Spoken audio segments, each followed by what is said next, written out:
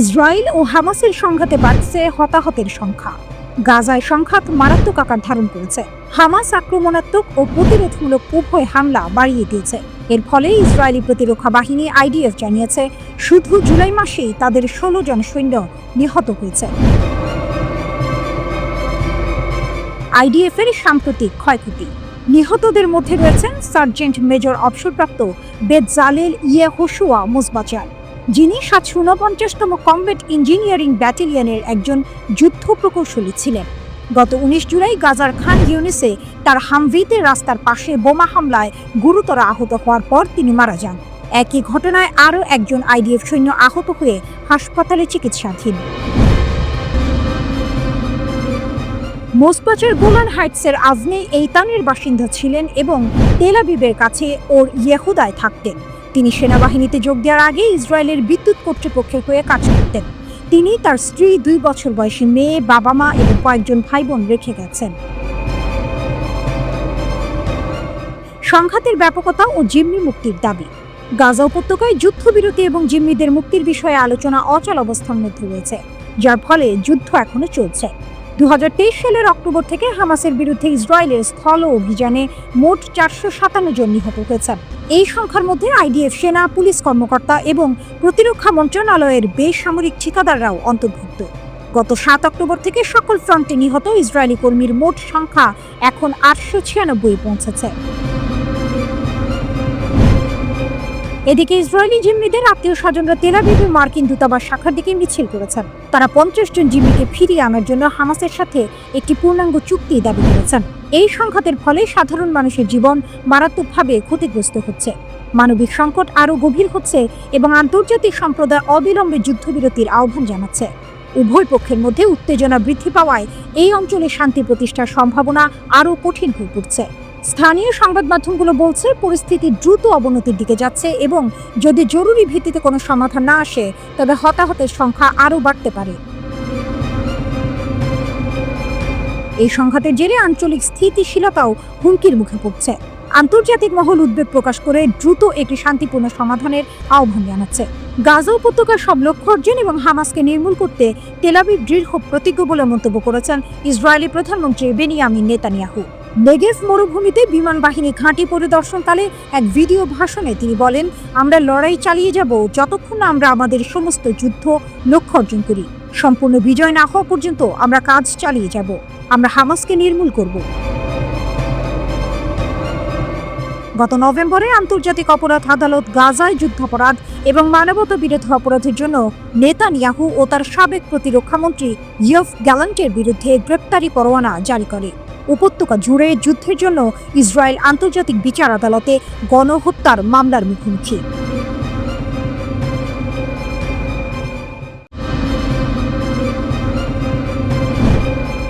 শুধু পারমাণবিক নয়, ইসরায়েলের জন্য খামেনির নতুন হুঁশিয়ারি। মিসাইল সংকটে আমেরিকা, ইরান কি যুদ্ধের ঢোল বাজাচ্ছে আরও জোরে? মধ্যপ্রাচ্যের আকাশ জুড়ে এখন কেবলই চাপা উত্তেজনা। একদিকে ইসরায়েল এবং যুক্তরাষ্ট্রের কঠোর হুঁশিয়ারি, অন্যদিকে ইরানও তার সামরিক সক্ষমতা বাড়ানোর ঘোষণা দিচ্ছে। এই টানটান পরিস্থিতির মাঝেই ইরানের সর্বোচ্চ নেতা আয়াতুল্লাহ আলী খামেনি ইসরায়েলের বিরুদ্ধে এক নতুন হুমকি দিয়েছেন। তার এই ঘোষণার সময়টি বিশেষভাবে তাৎপর্যপূর্ণ, কারণ ওয়াল স্ট্রিট জার্নাল সহ বিভিন্ন গণমাধ্যম দাবি করছে মার্কিন যুক্তরাষ্ট্রের ক্ষেপণাস্ত্র মজুদে নাকি মারাত্মক সংকট দেখা দিয়েছে। তাহলে কি ইরান এই দুর্বলতার সুযোগ নিয়ে যুদ্ধের দামামা আরও জোরে সোরে বাজাতে চাইছে? খামেনির অগ্নিছড়া ঘোষণা। 25 জুলাই ইসরায়েলের 13 জুনের হামলার 40 দিন উপলক্ষে এক বিবৃতিতে খামেনি তার কঠোর মনোভাব প্রকাশ করেন। এই হামলায় ইরানের বেশ কয়েকজন সামরিক কমান্ডার ও পারমাণবিক বিজ্ঞানী শহীদ হয়েছিলেন। খামেনি এই হামলাকে দুষ্ট ও অপরাধী ইহুদিবাদী শাসক গোষ্ঠীর কাজ বলে অভিহিত করেছেন। তার কথায় ছিল শোক, কিন্তু তার চেয়েও বেশি ছিল প্রতিজ্ঞা। তিনি বলেছেন, বোকা অদূরদর্শী শত্রু তার লক্ষ্য অর্জনে ব্যর্থ হয়েছে। এর চেয়েও বড় কথা, তিনি অঙ্গীকার করেছেন যে ভবিষ্যৎ দেখাবে যে আমাদের সামরিক এবং বৈজ্ঞানিক অগ্রগতি উভয় স্রষ্টার ইচ্ছায় আগের চেয়ে আরও বেশি গতিতে এগিয়ে যাবে। খামেনির এই দৃঢ় ঘোষণা ইঙ্গিত দিচ্ছে যে ইরান কেবল পারমাণবিক কর্মসূচিতেই নয়, সামগ্রিক সামরিক শক্তি বৃদ্ধিতেও মনোযোগ দেবে। তার মতে, ইরানের শত্রুরা ঠান্ডা লোহার উপর হাতুড়ি মারছে, তবে ইরান দিন দিন শক্তিশালী হয়ে উঠবে। এই বক্তব্যগুলি ইসরায়েল এবং যুক্তরাষ্ট্রের জন্য স্পষ্ট বার্তা, ইরানকে দমানো এত সহজ হবে না। ইসরায়েলের যুদ্ধের ইঙ্গিত এবং যুক্তরাষ্ট্রের দুর্বলতা। খামেনির এই মন্তব্যের ঠিক আগেই ইসরায়েলের প্রতিরক্ষামন্ত্রী কাটস ইরানের সাথে যুদ্ধ পুনরারম্ভের ইঙ্গিত দিয়েছিলেন। জেরুজালেম পোস্ট অনুসারে তিনি বিমান শ্রেষ্ঠত্ব বজায় রাখার উপর জোর দিয়েছিলেন এবং ইরানকে পারমাণবিক শক্তি অর্জন থেকে বিরত রাখার পরিকল্পনা কার্যকর করার আহ্বান জানান।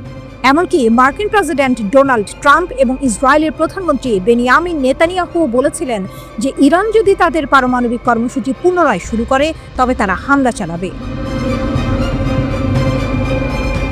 কিন্তু গল্পের টুইস্ট এখানেই। এইসব যুদ্ধমদেহী মনোভাবের মধ্যেই একটি চাঞ্চল্যকর তথ্য সামনে এসেছে।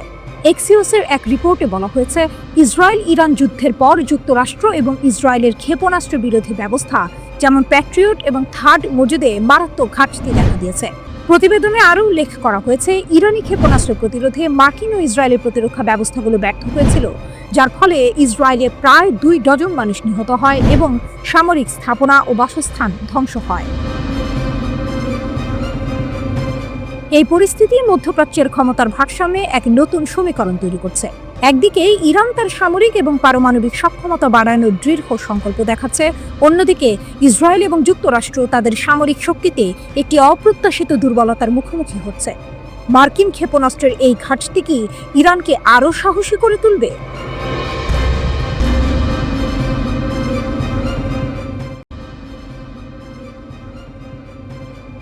আগুন নিয়ে খেলছে ইসরায়েল, তেহরানের বজ্রকণ্ঠ, যুদ্ধ ও পারমাণবিক উচ্চাকাঙ্ক্ষা।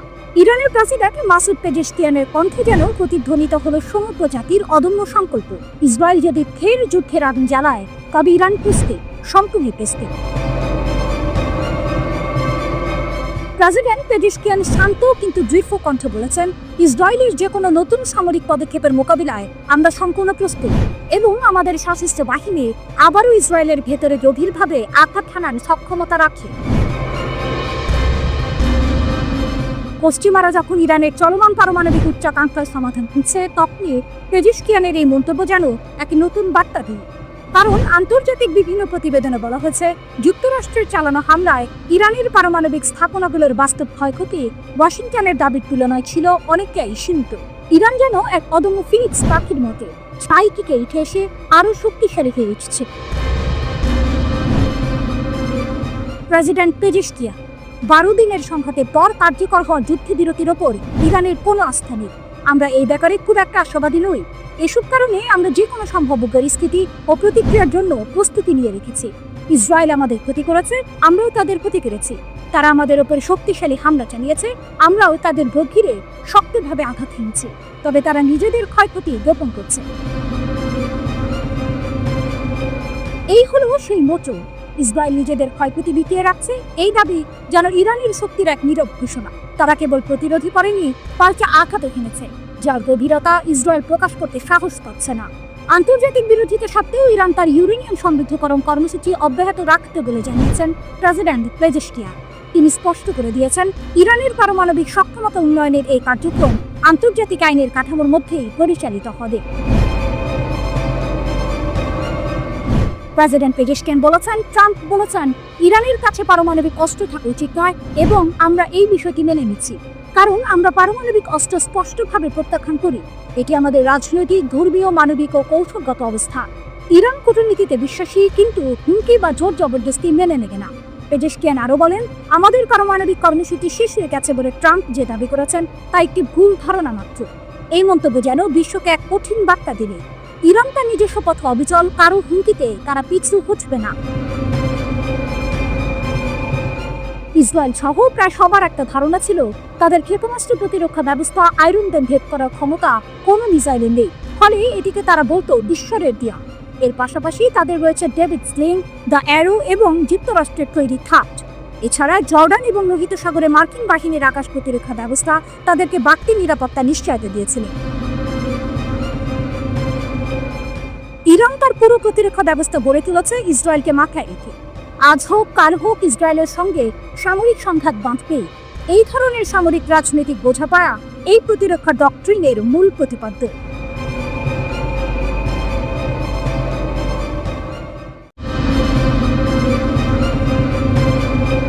যুদ্ধ, ক্ষমতা টানাপোড়েন আর গোপন কূটনীতির এই সময়ে মস্কোর বুকে ঘটল এক নাটকীয় মোড়, যা হয়তো বদলে দিতে পারে বিশ্ব রাজনীতির গতিপথ।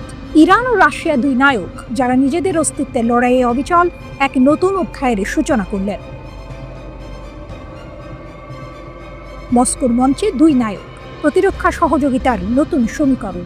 21 জুলাই মস্কোর সুরক্ষিত কক্ষগুলোতে এক ঐতিহাসিক বৈঠক অনুষ্ঠিত হলো, যেখানে রাশিয়া এবং ইরানের প্রতিরক্ষা মন্ত্রীরা সামরিক সহযোগিতার এক নতুন দিগন্ত উন্মোচন করলেন।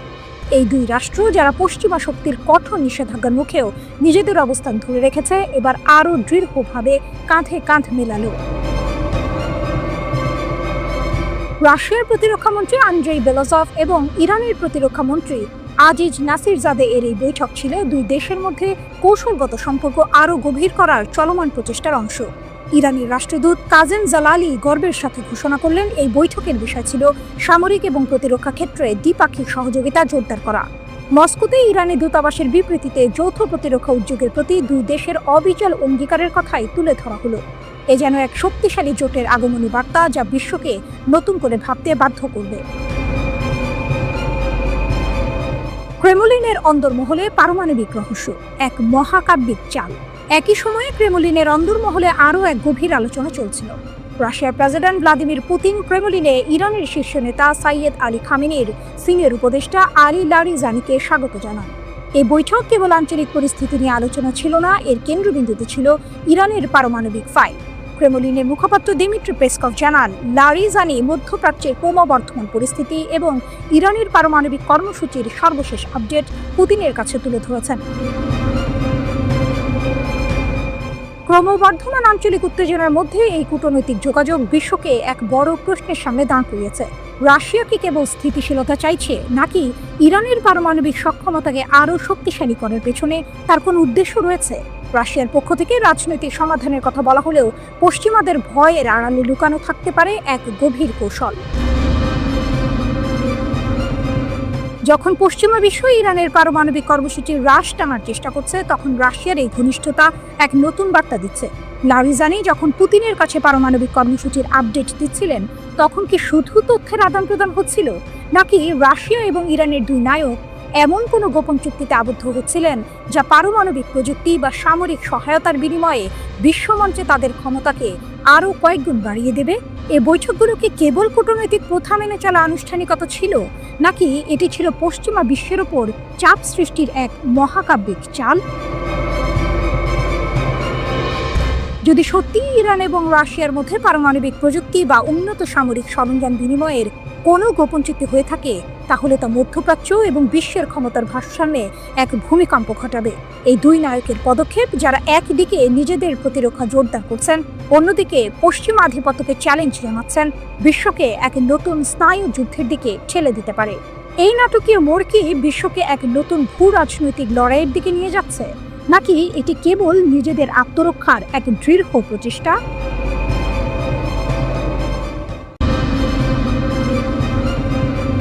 ইসরায়েলের সঙ্গে 12 দিনের সংঘাতের পর ইরান তাদের আকাশ প্রতিরক্ষা ব্যবস্থা মেরামত করে ফেলেছে।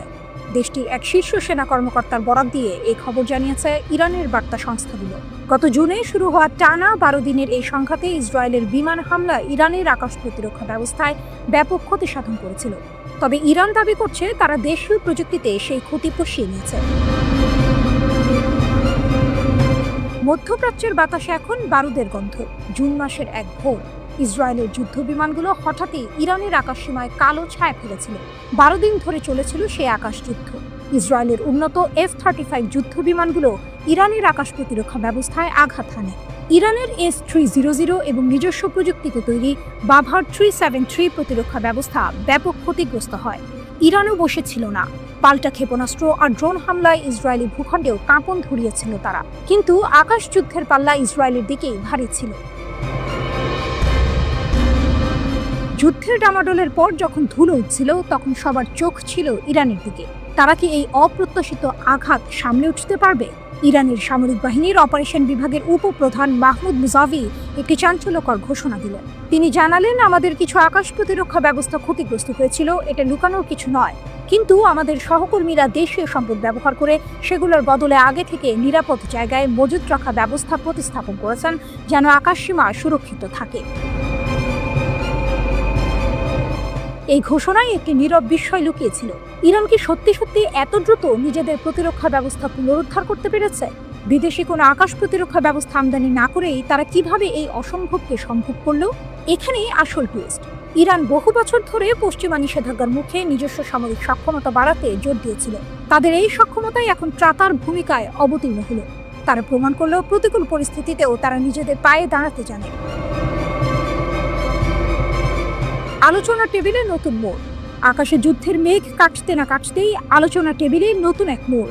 ইরানের আধা সরকারি বার্তা সংস্থা তাসনিম নিউজ জানিয়েছে, পরমাণু প্রকল্প নিয়ে যুক্তরাজ্য, ফ্রান্স ও জার্মানির সঙ্গে আলোচনায় বসতে পারে তেহরান। ইউরোপের এই তিন দেশ এবং ইউরোপীয় ইউনিয়নের পররাষ্ট্রনীতি বিষয়ক প্রধান কাজা কালাসের সঙ্গে ইরানের পররাষ্ট্রমন্ত্রী আব্বাস আরাকচির বৈঠকের পরে এই খবর সামনে আসে। 2015 সালে ইরানের ইউরেনিয়াম সমৃদ্ধকরণ সীমিত করার জন্য একটি চুক্তি হয়েছিল, যেখান থেকে 2018 সালে যুক্তরাষ্ট্র সরে যায়। এরপর ডোনাল্ড ট্রাম্প নতুন করে ইরানের সঙ্গে চুক্তি করতে চাইছেন। এ নিয়ে 5 দফা বৈঠক হয়েছে, কিন্তু গত মাসে ইসরায়েলের হামলার পর পরবর্তী ধাপের বৈঠক স্থগিত করে তেহরান। এখন আবার আলোচনা টেবিলে ফিরে আসার ইঙ্গিত দিচ্ছে ইরান। ইসরায়েলের হামলার পর যখন সবাই ভেবেছিল ইরান দুর্বল হয়ে পড়েছে, ঠিক তখনই তারা তাদের নিজস্ব সামরিক শক্তির জোরে ঘুরে দাঁড়ালো। মুসাভির কথায় সেই দৃঢ়তা স্পষ্ট। ইরানের এই নিজস্ব প্রযুক্তির ওপর ভরসা করার গল্পই যেন যুদ্ধের পর সবচেয়ে বড় হুক। তারা নতুন করে কোনো বিদেশি প্রতিরক্ষা ব্যবস্থা আমদানি করেনি, বরং নিজেদেরই তৈরি সরঞ্জাম দিয়ে ক্ষতিগ্রস্ত আকাশ প্রতিরক্ষা ব্যবস্থাকে প্রতিস্থাপন করেছে।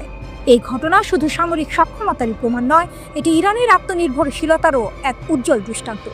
তারা বুঝিয়ে দিল, বাইরের সাহায্য ছাড়াই তারা নিজেদের নিরাপত্তা নিশ্চিত করতে সক্ষম।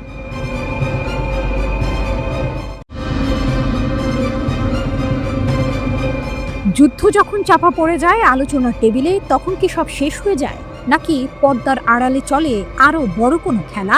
মধ্যপ্রাচ্যে এখন ঠিক এমনই এক পরিস্থিতি। ইসরায়েলের একের পর এক সামরিক আঘাতে ইরান কি দুর্বল হয়ে গেছে? তেহরান কি হাল ছড়িয়ে দিয়েছে, নাকি আরো বড় কোনো চাল চেলে নিজেদের হারানো প্রভাব ফিরিয়ে আনার চেষ্টা করছে? সিএনএন-এর বিশ্লেষণ। নিঃশব্দে এক নতুন খেলা। মধ্যপ্রাচ্যের বাতাসে এখন চাপা উত্তেজনা। ইরানের প্রক্সি গ্রুপগুলো যেন নতুন করে জেগে উঠেছে। লোহিত সাগরের গুরুত্বপূর্ণ জলপথ, ইরাকের তেলক্ষেত্র, এমনকি লেবাননের সীমান্তের ওপার থেকে আসছে একের পর এক চাঞ্চল্যকর খবর। মনে হচ্ছে ইরান তার আঞ্চলিক প্রভাব পুনর্গঠনের চেষ্টা করছে, যা গত প্রায় 2 বছরের ধ্বংসাত্মক ইসরায়েলি সামরিক অভিযানে অনেকটাই ক্ষয়প্রাপ্ত হয়েছিল। ওয়াশিংটন ইনস্টিটিউটের সিনিয়র ফেলো মাইকেল নাইটস বলেছেন, ইরান কখনোই তাদের গোষ্ঠীগুলোকে পুনরায় সরবরাহ করা বন্ধ করবে না। এই কথাতেই লুকিয়ে আছে পুরো গল্পের মূল সুর। ইসরায়েল ইরানের গুরুত্বপূর্ণ সামরিক ব্যক্তিত্বদের হত্যা করেছে, এমনকি Islamic revolutionary guard corps IRGC প্রধান হোসেন সালামিকে হারানোর পরও ইরান থেমে নেই। ইয়েমেনের আগুন, লোহিত সাগরের নতুন বিপদ।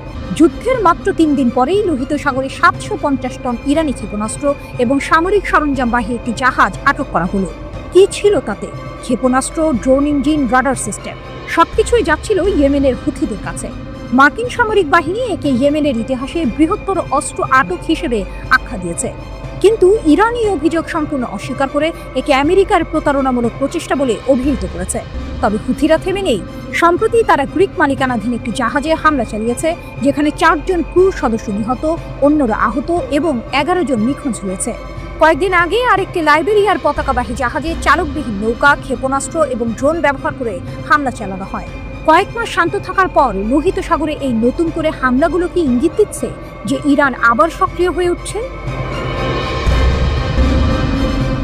ইরাকের তেলক্ষেত্র, লেবাননের হিজবুল্লাহ, ইরাকের কুর্দি অঞ্চলে ইরান সমর্থিত গোষ্ঠীগুলো তেল উৎপাদনে বিঘ্ন ঘটাচ্ছে। কুর্দি আঞ্চলিক সরকারের একমাত্র কর্মকর্তা অভিযোগ করেছেন, মিলিশিয়াদের দ্বারা ড্রোন হামলার পর মার্কিন কোম্পানি দ্বারা পরিচালিত 2টি সহ 5টি তেলক্ষেত্র ক্ষতিগ্রস্ত হয়েছে। তাদের লক্ষ্য স্পষ্ট, কুর্দিদের অর্থনৈতিকভাবে দুর্বল করা। অন্যদিকে লেবাননের হিজবুল্লাহ গোষ্ঠী, যা একসময় ইরানের সবচেয়ে শক্তিশালী মিত্র ছিল, এখন মারাত্মকভাবে দুর্বল হয়ে পড়েছে। গত বছর ইসরায়েলি হামলায় তাদের সম্মানিত নেতা হাসান নাসরুল্লাহ নিহত হয়েছেন। ডিসেম্বরে সিরিয়ার রাষ্ট্রপতি বাশার আল আসাদের পতনের পর সিরিয়ায় তাদের মূল সরবরাহ পথটিও হারিয়ে গেছে, কিন্তু তবুও ইরান তাদের অস্ত্র সরবরাহ চালিয়ে যাচ্ছে। একজন আঞ্চলিক কর্মকর্তা বলছেন, অবশ্যই ইরানিরা তাদের আলোচনার হাতকে শক্তিশালী করার জন্য তাদের কিছু প্রক্সিকে শক্তিশালী করার চেষ্টা করছে। তবে আরেক সূত্র জানিয়েছে, হিজবুল্লাহ নিজেদের পুনর্গঠিত করার চেষ্টা করছে, কারণ তারা এখন অস্তিত্বের পরিস্থিতিতে রয়েছে। সিরিয়ার নীরব প্রতিরোধ।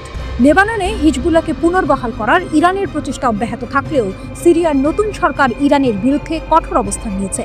সিরিয়ার স্বরাষ্ট্র মন্ত্রণালয় লেবাননে পাঠানো অস্ত্রের বেশ কয়েকটি চালান আটক করেছে। সম্প্রতি তারা ট্যাঙ্ক বিরোধী কর্নেট ক্ষেপণাস্ত্র পাচারের একটি প্রচেষ্টা ব্যর্থ করেছে, যা শাকসবজি বহনকারী একটি ট্রাকে লুকানো ছিল। ওয়াশিংটন ইনস্টিটিউটের সিনিয়র ফেলো মাইকেল নাইটস বলছেন, আমরা এখনো বিদ্যমান, আমরা অক্ষত, কিছুই পরিবর্তন হয়নি।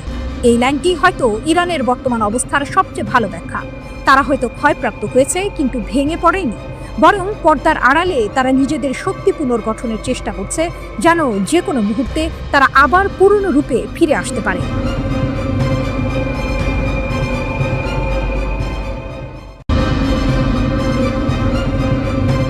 ইসরায়েল পাকিস্তানের ছায়াযুদ্ধ, কার পালা এবার? মিডল ইস্ট আইয়ের বিশ্লেষণ। গত জুনে যখন ইসরায়েল ইরানে হামলা চালালো, সারা বিশ্ব স্তম্ভিত হয়ে দেখল কিভাবে পশ্চিমা গণমাধ্যম সেই বাস্তবতাকে উল্টে দিয়ে ইরানকেই হুমকি হিসেবে ঘোষণা করল। কিন্তু এই ঘটনার শীতল প্রশ্নটি হলো, এবার কার পালা? পাকিস্তানের প্রতিরক্ষামন্ত্রী খাজা আসিফ ঠিকই বলেছেন, মুসলিম দেশগুলোকে এখন ঐক্যবদ্ধ হতে হবে, নইলে সবার পালা আসবে। এটা নিছকই কোনো কূটনৈতিক আক্ষেপ নয়, বরং এক ভয়াবহ সতর্ক সংকেত। পশ্চিমাদের এখন আর জাতিসংঘের প্রস্তাব লাগে না। সংবাদ মাধ্যমের শিরোনাম, অর্থনৈতিক অবরোধ আর বয়ান নির্মাণের যুদ্ধ, এসবই এখন তাদের নতুন কৌশল। যদি তাতেও কাজ না হয়, তাহলে ইসরায়েলের মতো আগাম ধারণার ভিত্তিতে হামলা চালানো যাবে। প্রধানমন্ত্রী বেনিয়ামিন নেতানিয়াহু আসলে মুখ ফসকে সত্যিটাই বলে দিয়েছেন যখন তিনি পারমাণবিক অস্ত্রধারী বেয়ারা মুসলিম দেশগুলোর শাসকের কথা বলেন। ইরাককে বোমা মেরে ধ্বংস করা হয়েছে, লিবিয়াকে নিরস্ত্র করা হয়েছে, আর এখন ইরানকে গলা টিপে মারার চেষ্টা চলছে। কিন্তু পাকিস্তানই কেন শেষ সীমান্ত? কারণ পাকিস্তান শুধু একটি দেশ নয়, এটি পশ্চিমা ও জায়নবাদী আধিপত্যের বিরুদ্ধে এক কৌশলগত, আদর্শগত এবং প্রযুক্তিগত প্রতিরোধের প্রতীক। পশ্চিমা বিশ্বের জন্য এটি এক কাঁটা, যা তাদের বিশ্ব ব্যবস্থার জন্য চূড়ান্ত বিপদসীমা। সম্প্রতি ভারতের টাইমস অফ ইন্ডিয়ার একটি প্রতিবেদন ছড়িয়েছে, যেখানে দাবি করা হয়েছে পাকিস্তান নাকি এমন আন্তঃমহাদেশীয় ক্ষেপণাস্ত্র তৈরি করছে যা যুক্তরাষ্ট্র পর্যন্ত পৌঁছাতে সক্ষম। মজার ব্যাপার হলো, এর জন্য কোনো নিশ্চিত প্রমাণ দরকার নেই, সামান্য ইঙ্গিতই সন্দেহ ছড়ানোর জন্য যথেষ্ট। ঠিক যেমন 2001 সালে ঝাপসা স্যাটেলাইট ছবি দিয়ে ব্যাপক বিধ্বংসী অস্ত্রের গল্প ফেঁদে ইরাকের ওপরে ঝাঁপিয়ে পড়া হয়েছিল, ঠিক তেমনই পাকিস্তানের পারমাণবিক সক্ষমতাকে এখন বৈশ্বিক বোঝা হিসেবে দেখানো হচ্ছে। কিন্তু এই গল্পের সবচেয়ে বড় টুইস্ট হলো, পশ্চিমা সমস্যা আসলে পাকিস্তানের কাজকর্ম নিয়ে নয়, বরং পাকিস্তান যা কিছু প্রতিনিধিত্ব করে তা নিয়ে। পাকিস্তান একটি ইসলামী প্রজাতন্ত্র, একটি পারমাণবিক শক্তিধর দেশ এবং চীনের মিত্র। এই তিনের সম্মিলনই পশ্চিমের চোখে পাকিস্তানকে এক অস্থিতিশীল এবং উগ্রবাদের প্রতি সহানুভূতিশীল রাষ্ট্র হিসেবে চিত্রিত করে, যারা পারমাণবিক যুদ্ধ শুরু করতে মুখিয়ে আছে। অথচ মজার বিষয় হলো, পাকিস্তান তার 7 দশকের ইতিহাসে কখনোই কোনো ধর্মভিত্তিক দলকে নির্বাচনের মাধ্যমে ক্ষমতায় আনেনি। অন্যদিকে ভারত এমন একজনকে উৎসাহের সঙ্গে ক্ষমতায় বসিয়েছে, যিনি 2002 সালের গুজরাট গণহত্যার সময় মুখ্যমন্ত্রী ছিলেন। অভিযোগ আছে তিনি সে সময় চোখ বন্ধ করে রেখেছিলেন। সেই নরেন্দ্র মোদী এখন এমন একটি দলের নেতৃত্ব দিচ্ছেন, যা প্রকাশ্যেই একটি হিন্দু জাতীয়তাবাদী রাষ্ট্র গঠনের কথা বলে, যেখানে মুসলমান ও অন্যান্য সংখ্যালঘুদের প্রান্তিক করে তোলা হবে। এরপরও ব্রিটিশ ও পশ্চিমা সংবাদ মাধ্যম ভারতকে এখনও যুক্তিবাদী রাষ্ট্র ও গণতন্ত্রের বাতিঘর হিসেবে দেখে। গত এপ্রিলে পেহেলগামে হিন্দু তীর্থযাত্রীদের উপর হামলার পর ভারত যখন পাকিস্তানের সম্পৃক্ততার কোনো বিশ্বাসযোগ্য প্রমাণ ছাড়াই সীমান্ত পার হয়ে সামরিক অভিযান শুরু করল, পশ্চিমা সংবাদ মাধ্যম অনেকটাই দিল্লির বয়ানকে প্রশ্নহীনভাবে গ্রহণ করে। এর বিপরীতে পাকিস্তানি কর্মকর্তাদের বৈরিতাপূর্ণ সাক্ষাৎকারের মুখোমুখি হতে হয়। এখানে এক অঘোষিত কিন্তু স্পষ্ট যুক্তি কাজ করে। হিন্দু জাতীয়তাবাদী রাজনীতি যতই সহিংস হোক না কেন তা রাজনৈতিক পছন্দ হিসেবে বৈধতা পায়, কিন্তু ইসলামপন্থী রাজনীতি ক্ষমতার ধারে কাছে না থাকলেও তাকে অস্তিত্বের হুমকি হিসেবে দেখা হয়। তাহলে পশ্চিমের এই দ্বিমুখী নীতির কারণ কি? এর মূল কারণ হলো পাকিস্তান তাদের প্রতিষ্ঠিত বিশ্ব ব্যবস্থার বিরোধিতা করে। এটি কেবল পারমাণবিক শক্তিধর মুসলিম দেশ নয়, এটি চীনেরও মিত্র।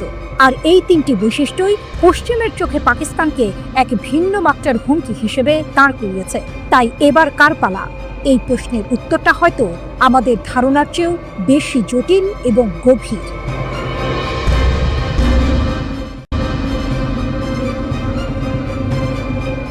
পশ্চিমা নিষেধাজ্ঞার খড়গ ঝুলছে ইরানের উপর। সময়সীমা ঘনিয়ে আসছে অগাস্টে, কিন্তু পশ্চিমারা যখন তেহরানকে কোণঠাসা করার চেষ্টা করছে, ইরান তখন তার সামরিক সক্ষমতার এক নতুন দৃষ্টান্ত স্থাপন করেছে, যা ইসরায়েলের অত্যাধুনিক প্রতিরক্ষা ব্যবস্থাকেও চ্যালেঞ্জের মুখে ফেলে দিয়েছে। অপ্রত্যাশিত সামরিক চাল, ইসরায়েলের আকাশ প্রতিরক্ষা ভেদ। ইসরায়েলের আকাশ প্রতিরক্ষা ব্যবস্থা বিশ্বজুড়ে বেশ সুপরিচিত। যুক্তরাষ্ট্রের সহায়তায় গড়ে ওঠা এই 4 স্তর বিশিষ্ট প্রতিরক্ষা ব্যবস্থা, যার মধ্যে রয়েছে অ্যারো 3, অ্যারো 2, ডেভিড স্লিং এবং আয়রন ডোম, যে কোনো ক্ষেপণাস্ত্র হামলা প্রতিহত করতে সক্ষম বলে দাবি করা হয়। কিন্তু অপারেশন ট্রু প্রমিস 3-তে ইরান দেখিয়ে দিয়েছে এই ব্যবস্থাতেও ফাঁক থাকতে পারে। আগে ইরান সাধারণত রাতে ব্যাপক আকারে ক্ষেপণাস্ত্র হামলা চালাত, কিন্তু এবার তারা কৌশল বদলেছে। দিনের বেলায় ছোট ছোট নির্ভুল হামলা চালিয়ে ইসরায়েলের প্রতিরক্ষা ব্যবস্থার প্রতিক্রিয়া পর্যবেক্ষণ করেছে। হামলার পাল্লা, গতিপথ এবং সময় পরিবর্তন করে ইরান ইসরায়েলের প্রতিরক্ষা ব্যবস্থাকে তার সর্বোচ্চ সমন্বয় ক্ষমতার বাইরে নিয়ে যেতে বাধ্য করেছে। ইসরায়েলি ক্ষেপণাস্ত্র বিশেষজ্ঞ কালিস্কির ভাষায়, তারা ইসরায়েলি প্রতিরক্ষা ব্যবস্থাকে বিচ্ছিন্ন করার চেষ্টা করেছে। সবচেয়ে বড় চমক ছিল ইসরায়েলের ফাত্তা-1 হাইপারসনিক ক্ষেপণাস্ত্রের ব্যবহার। এটি শব্দের চেয়ে 10 গুণেরও বেশি গতিতে আঘাত হানতে সক্ষম এবং এর ওয়ারহেড আলাদা হতে পারে, যা এটিকে ট্র্যাক করা আরও কঠিন করে তোলে। ইসরায়েলের সবচেয়ে উন্নত ইন্টারসেপ্টর যেমন অ্যারো 3 এবং ডেভিড স্লিং তত্ত্বীয়ভাবে এমন ক্ষেপণাস্ত্র আটকাতে সক্ষম হলেও ফাত্তা-1 ইসরায়েলের 4টি প্রতিরক্ষা স্তর ভেদ করে লক্ষ্যবস্তুতে আঘাত হানতে সক্ষম হয়েছে।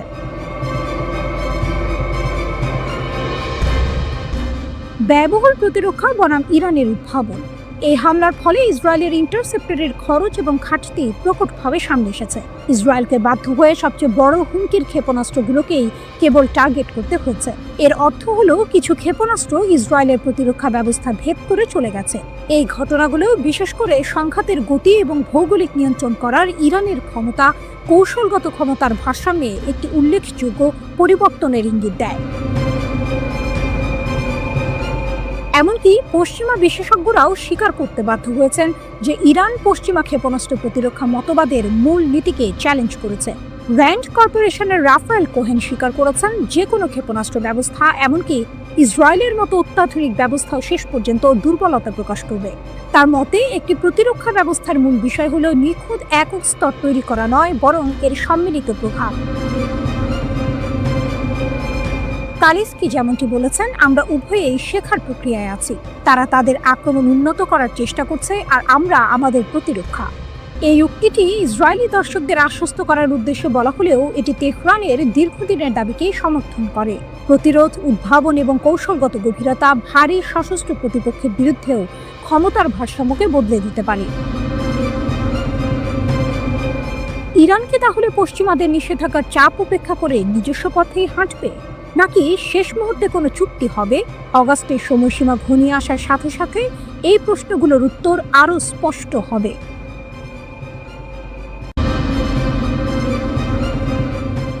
13 জুন ভোরবেলা ইসরায়েলের আগ্রাসন শুরু হয় ইরানের পরমাণু স্থাপনা, সামরিক ঘাঁটি, এমনকি চিকিৎসা কেন্দ্র আর কারাগারে। একের পর এক হামলায় ইরানের শীর্ষ নেতা কর্মকর্তা সহ বহু নিরীহ মানুষ নিহত হন। যখন মনে হচ্ছিল ইরান হয়তো বড় ধরনের সংকটে পড়তে যাচ্ছে, তখনই সামনে আসেন ইরানের শীর্ষ নেতা আয়াতুল্লাহ আলী খামেনি। তার একটিমাত্র ঘোষণা, ইরানের জাতীয় নিরাপত্তার ওপর যে কোনো আঘাতেরই কঠোর জবাব দেওয়া হবে। পরিস্থিতি সম্পূর্ণ পাল্টে দেয়। কিন্তু কিভাবে তিনি এই যুদ্ধের মোড় ঘুরিয়ে দিলেন? যুদ্ধের শুরুতে শীর্ষ সেনা কর্মকর্তাদের শাহাদাত ইরানের সামরিক চেইন অফ কমান্ড ভেঙে দেওয়ার মতো পরিস্থিতি তৈরি করেছিল। কিন্তু খামেনি সেখানে কোনো বিশৃঙ্খলা হতে দেননি। তিনি অবিশ্বাস্য দ্রুততার সাথে নতুন কমান্ড কাঠামো তৈরি করেন এবং সরাসরি নতুন কমান্ডারদের নিয়োগ দিয়ে সামরিক অভিযান পরিচালনার নির্দেশ দেন। মাত্র কয়েক ঘন্টার ব্যবধানে ইরান সংগঠিত হয়ে তেল আবিবের অস্ত্রাগার, সামরিক ঘাঁটি এবং বিমান প্রতিরক্ষা স্থাপনা লক্ষ্য করে ভয়ঙ্কর পাল্টা হামলা শুরু করে। এই দ্রুত ও কার্যকর পাল্টা জবাবের পেছনে দুটি কারণ ছিল। প্রথমত, ইরান আগে থেকেই সামরিক মহড়ার বিকল্প কমান্ড সেন্টারের প্রশিক্ষণ নিয়ে রেখেছিল। আর দ্বিতীয়ত, খামেনি নিজে সরাসরি সেনাবাহিনীর সর্বাধিনায়কের ভূমিকা পালন করেন, যাতে কোনো সিদ্ধান্তে দেরি না হয়। আধুনিক যুদ্ধে দ্রুত সিদ্ধান্ত গ্রহণ এবং সেগুলোর দ্রুত বাস্তবায়ন কতটা জরুরি তা এই ঘটনায় পরিষ্কার হয়ে যায়। ইরান প্রমাণ করে তারা শুধু যুদ্ধ করতে জানে না, বরং আধুনিক যুদ্ধ কৌশলেও তারা পারদর্শী। সাধারণত যুদ্ধকালীন সময়ে শীর্ষ নেতারা পর্দার আড়ালে থেকেই নির্দেশনা দেন, কিন্তু খামেনি ছিলেন ব্যতিক্রম। পুরো সংকটকালে তিনি 3 বার সরাসরি জনগণের উদ্দেশ্যে ভাষণ দেন। তার প্রতিটি ভাষণই ছিল কৌশলগতভাবে দারুণ সময় উপযোগী এবং আত্মবিশ্বাসে পরিপূর্ণ। প্রথম ভাষণটি তিনি দেন যখন ইরানি ক্ষেপণাস্ত্র তেল আবিবে আঘাত হানছিল। এই ভাষণে তিনি সামরিক প্রতিরোধের পাশাপাশি রাজনৈতিক বার্তা দেন এবং ইরানের আত্মরক্ষার অধিকারকে তুলে ধরেন। দ্বিতীয় ভাষণটি আসে ইসরায়েলের বিচ্ছিন্ন পাল্টা হামলার 6ষ্ঠ দিনে। তিনি শান্ত কিন্তু দৃঢ় কণ্ঠে জনগণকে আশ্বস্ত করেন এবং জানান তার নেতৃত্ব অবিচল। আর তৃতীয় ভাষণে তিনি সরাসরি যুদ্ধবিরতির নামে আত্মসমর্পণের আহ্বান প্রত্যাখ্যান করেন, যা ছিল বিদেশি প্রচারণার বিরুদ্ধে এক কঠিন জবাব। এই ধারাবাহিক বার্তাগুলো জনমনে আস্থা ফিরিয়ে আনে, গুজব এবং শত্রুপক্ষের অপপ্রচারকে ব্যর্থ করে দেয়। ইরানের মানুষের মনোবল ভাঙার বদলে তারা আরও ঐক্যবদ্ধ হয়। ইরানের এই প্রতিরোধ এবং খামেনির নেতৃত্ব আন্তর্জাতিক অঙ্গনেও প্রশংসিত হয়। আল জাজিরা, দ্য গার্ডিয়ানের মতো আন্তর্জাতিক গণমাধ্যমে উঠে আসে যে কিভাবে ইরান সীমিত ক্ষয়ক্ষতির মধ্য দিয়ে ইসরায়েলকে পিছু হটতে বাধ্য করেছে। সামাজিক যোগাযোগ মাধ্যমেও খামেনি আলোচনার কেন্দ্রবিন্দুতে পরিণত হয়। ফলে বিশ্ব জনমতের এক বড় অংশ ইরান এবং তার নেতৃত্বের প্রতি সহানুভূতি এবং সমর্থন দেখায়। যুদ্ধের পরপরই পশ্চিমা মিডিয়াগুলো খামেনির সম্ভাব্য হত্যার গুজব ছড়াতে থাকে, কিন্তু মহরম উপলক্ষে শোক অনুষ্ঠানে তার সরব উপস্থিতি এসব অপপ্রচারের দাঁত ভাঙা জবাব হয়ে দাঁড়ায়। কোনো বক্তব্য না দিয়ে শুধু উপস্থিতির মাধ্যমে তিনি প্রমাণ করেন ইরান নিরাপদ, স্থিতিশীল এবং তার নেতৃত্ব অটুট। এটি ছিল এক প্রতীকী শক্তি প্রদর্শন যা শত্রুদের সব কৌশলকে নস্যাৎ করে দেয়।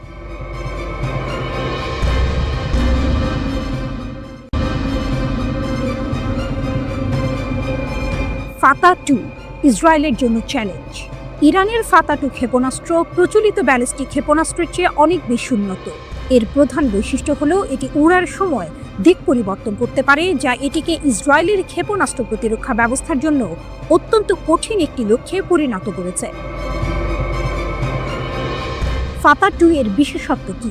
ফাতা 2 এর উড্ডয়ন প্রক্রিয়া কয়েকটি ধাপে সম্পন্ন হয়। বুস্টার বিচ্ছিন্নকরণ। প্রথমে বুস্টার রকেট আলাদা হয়ে যায় এবং ওয়ারহেড বহনকারী গ্লাইড ভেহিকল স্বাধীনভাবে উঠতে শুরু করে। বায়ুমণ্ডলে পুনঃপ্রবেশ। প্রচণ্ড গতিতে বায়ুমণ্ডলে পুনঃপ্রবেশের সময় গ্লাইড ভেহিকল তার বায়ুগতীয় নকশা এবং ছোট তরল জ্বালানি ইঞ্জিন ব্যবহার করে অপ্রত্যাশিতভাবে ম্যানুভার করে। এটি সাধারণত ভূপৃষ্ঠ থেকে 12 থেকে 30 কিলোমিটার উপরে ওঠে। লক্ষ্যের দিকে অগ্রগমন। যখন এটি লক্ষ্যের কাছাকাছি আসে তখন এটি আরও নিচু অবস্থায় নেমে আসে এবং ম্যাক 5 এর বেশি গতিতে তীক্ষ্ণ ও এড়িয়ে যাওয়ার মতো ম্যানুভার করে। এই গতি, তৎপরতা এবং পরিবর্তনশীল উড়ন্ত পথ ফাতা 2-কে ট্র্যাক করা বা ইন্টারসেপ্ট করা অত্যন্ত কঠিন করে তোলে। প্রচলিত ব্যালিস্টিক ক্ষেপণাস্ত্রগুলো একটি নির্দিষ্ট প্যারাবোলিক গতিপথ অনুসরণ করে, কিন্তু ফাতা 2 এই প্যাটার্ন ভেঙে দেয়। এটি হাইড্রোসাইন ফুয়েল দ্বারা চালিত।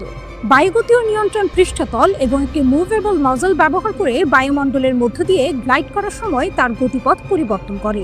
ইসরায়েলের আকাশে ড্রাগন টেল দেখার কারণ এটি। এই ক্রমাগত এবং অপ্রত্যাশিত গতিপথ পরিবর্তন ক্ষেপণাস্ত্রটিকে ট্র্যাক করা অত্যন্ত কঠিন করে তোলে। এর অস্থির উড়ন্ত পথ রাডার সিস্টেমকে বিভ্রান্ত করে এবং টার্গেটিং অ্যালগরিদমকে হতবাক করে দেয়, যা আরও প্রচলিত স্থিতিশীল গতিপথ পরিচালনার জন্য ডিজাইন করা হয়েছিল। ফাতা 2 এর মূল অংশ হলো একটি গোলাকার সলিড ফুয়েল ইঞ্জিন। এটি পুনঃপ্রবেশের সময় সুনির্দিষ্ট স্টিয়ারিং এবং নিয়ন্ত্রিত ত্বরণ নিশ্চিত করে।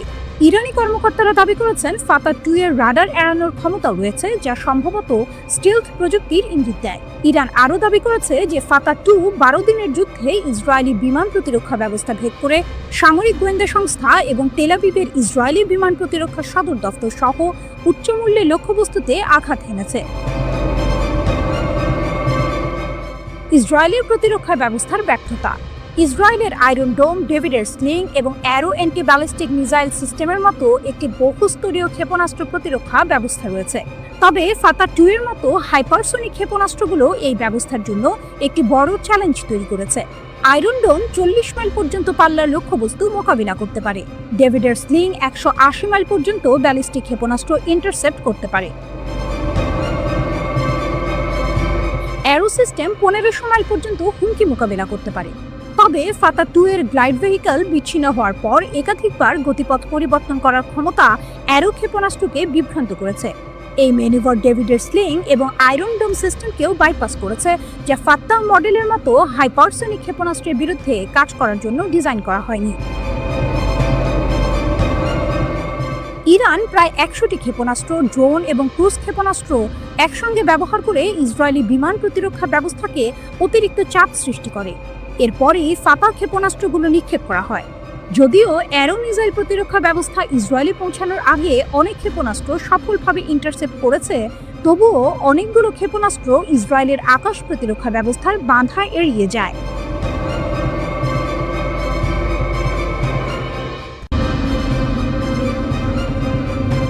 এক অদ্ভুত যুদ্ধ, ইসরায়েল ইরান সংঘাত ও পর্দার আড়ালের রাজনীতি। 13 জুন 2025 ভোর 3টা। 200 এরও বেশি ইসরায়েলি যুদ্ধ বিমান প্রবেশ করল ইরানের আকাশ সীমায়। তাদের লক্ষ্য ছিল 100টিরও বেশি পারমাণবিক, সামরিক এবং অবকাঠামো লক্ষ্যবস্তু। এটি ছিল একটি সমন্বিত হামলা। এরপরের 12 দিনের যুদ্ধকে কেউ কেউ বলছেন ইতিহাসের সবচেয়ে অদ্ভুত যুদ্ধ, কারণ এই যুদ্ধের 3 প্রধান পক্ষ, ইরান, ইসরায়েল ও মার্কিন যুক্তরাষ্ট্র, প্রত্যেকেই নিজেদের বিজয় দাবি করেছে। ইসরায়েল এই অভিযানের নাম দিয়েছিল অপারেশন রাইজিং লায়ন। ইসরায়েলি প্রধানমন্ত্রী নেতানিয়াহু দাবি করেন এটি ছিল আত্মরক্ষার পদক্ষেপ। কিন্তু অদ্ভুত বিষয় হলো ইরান কোনো ধরনের উস্কানি দেয়নি। ইসরায়েল হঠাৎ করে বোমা হামলা শুরু করে। গত 31 মে জাতিসংঘের পারমাণবিক পর্যবেক্ষণ সংস্থা IAEA এর একটি গোপনীয় প্রতিবেদন ফাঁস হয়েছিল। এতে উল্লেখ করা হয়েছিল যে ইরানের কাছে প্রায় 400 কেজি 60% সমৃদ্ধ ইউরেনিয়াম আছে, যা দিয়ে 10টি পারমাণবিক অস্ত্র তৈরি করা সম্ভব। ইরান পারমাণবিক অস্ত্র তৈরি না করলেও পারে। এই সম্ভাবনাকে কাজে লাগিয়ে আমেরিকা ও ইসরায়েল ইরানকে লক্ষ্যবস্তু বানায়। এই হামলার পেছনে আরও 2টি গুরুত্বপূর্ণ বিষয় কাজ করেছে। প্রথমত, ডোনাল্ড ট্রাম্পের হাতে ইরানের সঙ্গে করা পূর্ববর্তী পরমাণু চুক্তি বাতিল হওয়া। দ্বিতীয়ত, ইসরায়েলের প্রধানমন্ত্রী বেনিয়ামিন নেতানিয়াহুর বিরুদ্ধে নিজ দেশে চলা দুর্নীতির মামলা।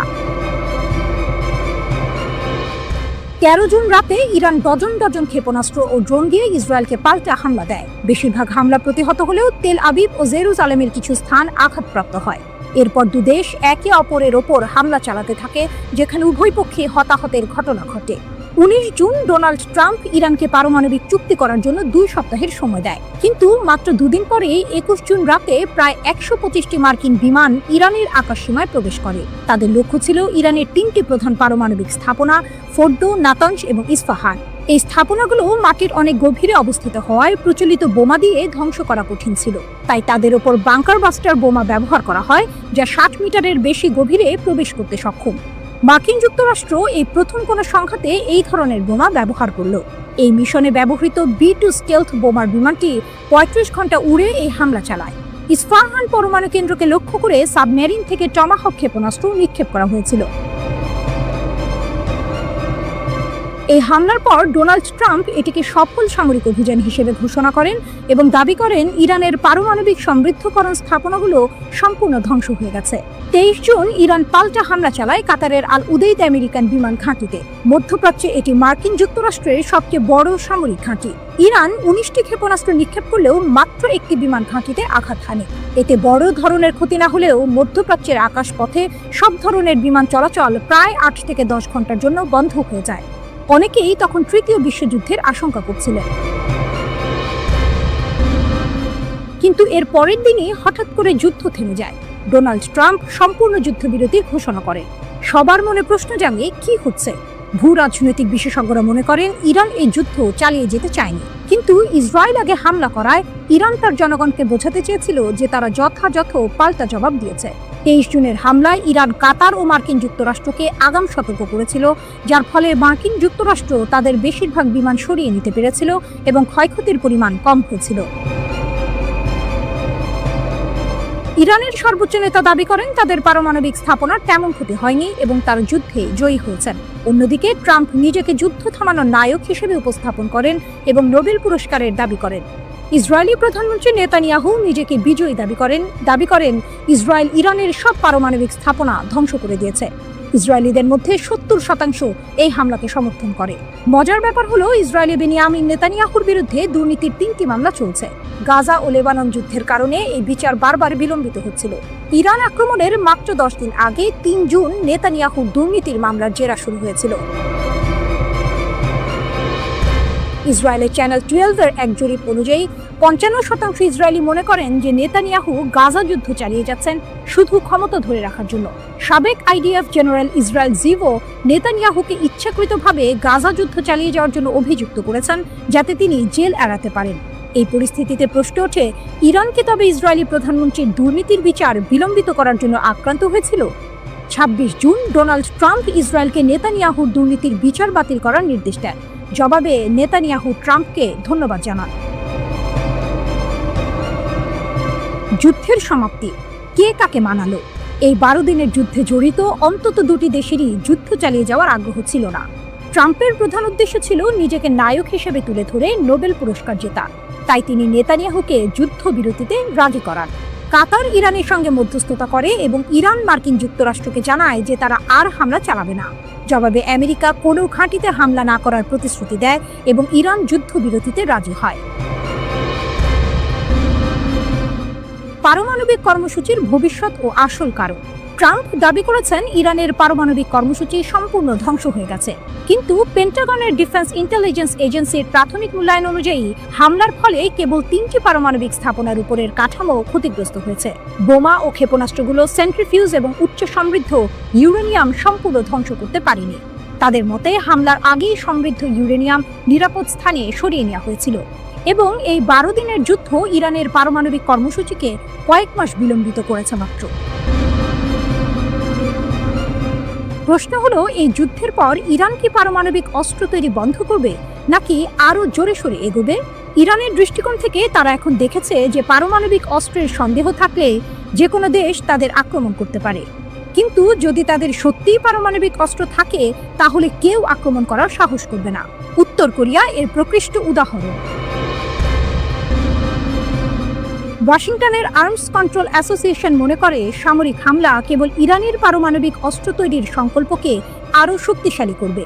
যদিও ইরানের আনুষ্ঠানিক দাবি তাদের পারমাণবিক কর্মসূচি বেসামরিক ও শান্তিপূর্ণ উদ্দেশ্যে। সুপ্রিম লিডার খামেনি 2003 সালে পারমাণবিক অস্ত্র কর্মসূচি স্থগিতের ফতোয়া জারি করেছিলেন, যা আনুষ্ঠানিকভাবে এখনও বাতিল হয়নি। মার্চ 2025-এ মার্কিন director of national intelligence Tulsi Gabbard মার্কিন কংগ্রেসে সাক্ষ্য দিয়েছিলেন যে ইরান পারমাণবিক অস্ত্র তৈরি করছে না, কিন্তু ইসরায়েলের হামলার পর তিনি মত পাল্টে বলেন ইরান সত্যিই পারমাণবিক অস্ত্র তৈরি করছে এবং কয়েক সপ্তাহের মধ্যেই তা প্রস্তুত হতে পারে।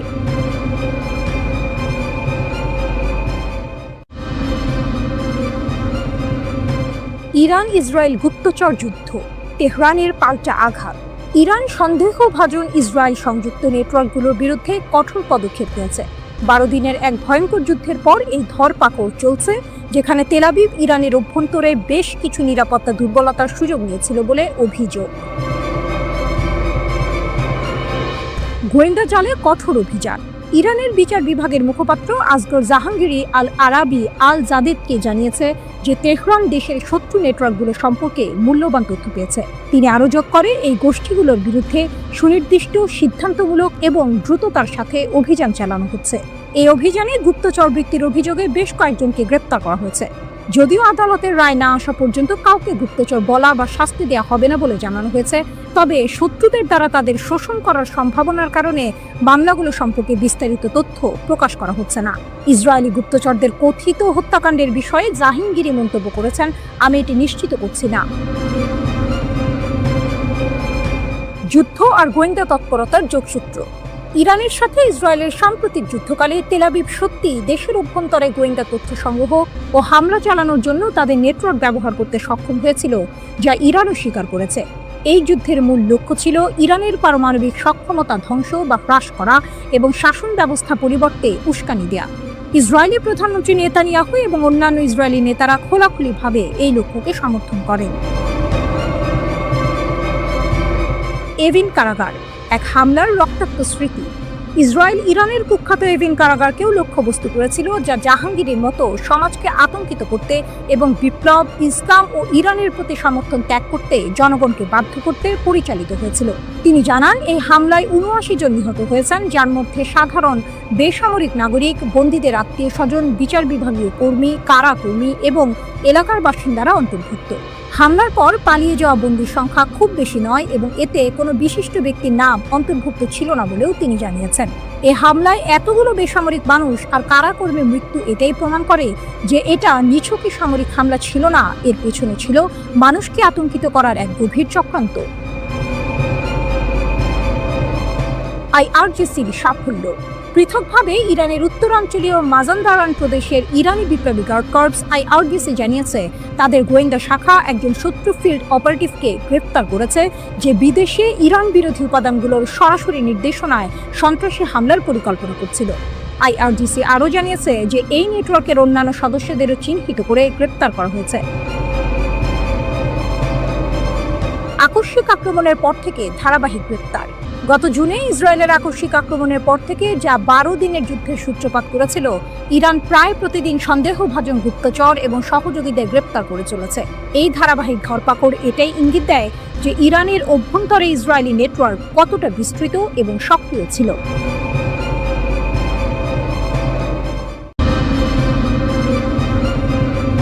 মার্কিন ঘাঁটিতে ইরানের হামলায় বড় সড়ক ক্ষতি।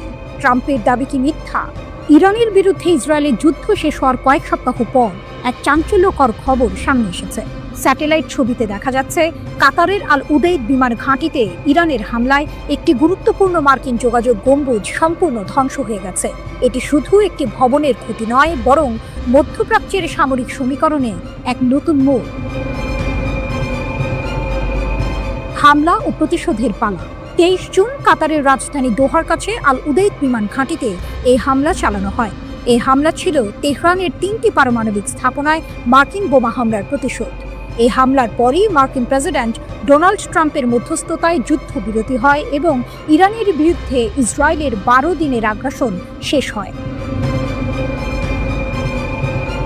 প্ল্যানেট ল্যাবস পিবিসি এর স্যাটেলাইট ছবিতে স্পষ্ট দেখা যাচ্ছে, ২৩ জুন সকালে আল উদেইদ বিমান ঘাঁটিতে একটি জিওডেসিক ডোম অক্ষত ছিল হামলার মাত্র কয়েক ঘন্টা আগে। এই $১৫ মিলিয়ন অত্যাধুনিক এন্টারপ্রাইজ টার্মিনাল ২০১৬ সালে স্থাপন করা হয়েছিল, যা ঘাঁটির নিরাপদ যোগাযোগের জন্য ব্যবহৃত হতো। কিন্তু ২৫ জুনের পরের ছবিগুলোতে সেই গম্বুজটি আর দেখা যাচ্ছে না। তার জায়গায় শুধু ধ্বংসাবশেষ। কাছাকাছি একটি কাঠামোরও ক্ষতি হয়েছে, যদিও ঘাঁটির বাকি অংশ অক্ষত রয়েছে। কি দিয়ে হামলা? রহস্যের গন্ধ। অ্যাসোসিয়েটেড প্রেসের স্যাটেলাইট চিত্র বিশ্লেষণ অনুযায়ী, যদিও কোনো টুকরো বা অন্য কোনো বস্তু গম্বুজটিতে আঘাত করতে পারে, তবে ধ্বংসের ধরন ইঙ্গিত দেয় যে ইরানি আক্রমণ সম্ভবত ড্রোন বা বোমা বহনকারী ছোট বিমান দ্বারা পরিচালিত হয়েছে। কারণ কাছাকাছি কাঠামোর দৃশ্যমান ক্ষতি খুবই সামান্য। এটি এক বড় টুইস্ট। যদি ড্রোন দিয়ে এত বড় ক্ষতি করা যায়, তবে ইরানের সামরিক সক্ষমতা নিয়ে নতুন করে ভাবতে হবে। ট্রাম্পের দুর্বল প্রতিক্রিয়া এবং বাস্তবতা। যুক্তরাষ্ট্রের প্রেসিডেন্ট ট্রাম্প ইরানের এই আক্রমণকে খুব দুর্বল প্রতিক্রিয়া হিসেবে বর্ণনা করেছিলেন। তিনি দাবি করেন তেহরান 14টি ক্ষেপণাস্ত্র নিক্ষেপ করলেও তার মধ্যে 13টি আটকানো হয়েছে এবং একটি ইচ্ছাকৃতভাবে বাধা ছাড়াই যেতে দেওয়া হয়েছিল, কারণ সেটি অহুমকিপূর্ণ দিকে যাচ্ছিল। এমনকি তিনি ইরানকে ধন্যবাদও জানিয়েছিলেন আগে ভাগে জানানোর জন্য, যার ফলে কোনো প্রাণহানি হয়নি বলে তার দাবি। কিন্তু ট্রাম্পের এই দাবি বাস্তবতার সঙ্গে কতটা মেলে তা নিয়ে প্রশ্ন উঠছে। ইরানের পক্ষ থেকে নিশ্চিতকরণ। এদিকে এপির বিশ্লেষণকে সমর্থন করে ইরানের সর্বোচ্চ নেতা সাইয়েদ আলী খামেনির একজন উপদেষ্টা আহমদ আল মোলহোদা দাবি করেছেন যে এই আক্রমণে ঘাঁটির যোগাযোগ বিচ্ছিন্ন হয়ে গেছে। তিনি আরও বলেন, ঘাঁটির সমস্ত সরঞ্জাম সম্পূর্ণরূপে ধ্বংস হয়ে গেছে এবং এখন মার্কিন কমান্ড স্ট্রিম এবং আল উদেইদ ঘাঁটি থেকে তার অন্যান্য সামরিক ঘাঁটির সাথে সংযোগ সম্পূর্ণভাবে বিচ্ছিন্ন করা হয়েছে। আল মোলহোদার এই দাবি যদি সত্য হয়, তাহলে এটি যুক্তরাষ্ট্রের জন্য একটি বড় সামরিক এবং কৌশলগত পরাজয়। ট্রাম্পের দুর্বল প্রতিক্রিয়া দাবি কি তাহলে সম্পূর্ণ মিথ্যে ছিল? স্যাটেলাইট ছবি এবং ইরানের কর্মকর্তার দাবি মিলে গেলে এটি শুধু একটি ডোম ধ্বংসের ঘটনা নয়, বরং যুক্তরাষ্ট্রের সামরিক সক্ষমতা এবং মধ্যপ্রাচ্যে তাদের প্রভাব নিয়ে নতুন করে প্রশ্ন তুলবে।